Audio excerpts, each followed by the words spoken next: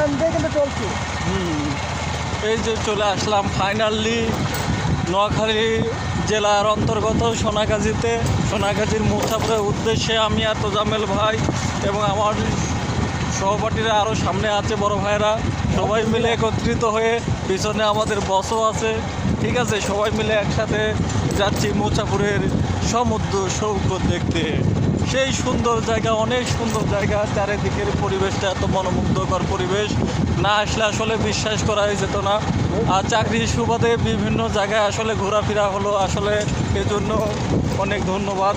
যে চাকরি যদি না করতাম আজকে হয়তো কোনো দিনও এই জায়গাগুলোতে আসা হতো না। আর এইগুলোতে চাকরির সুবাদে এসেছি। আসলে কেমন লাগছে তোজামেল ভাই? মোটামুটি ভালো লাগতেছে। এখন আমরা যেখানে যাচ্ছি সেখানে একটা পরবর্তী আমরা পদক্ষেপ নেব, ওখানকার কিছু ভিডিও আপনাদের মাঝে তুলে ধরবো। বর্তমানে আমার রাস্তা একটু খারাপ, এই রাস্তার মধ্যে চলাচল করতেছি। আমরা একটু রেস্ট নিয়ে নেবো, যখন তখন আপনাদের এই ভিডিওটা আবার আপলোড করবো। ধন্যবাদ।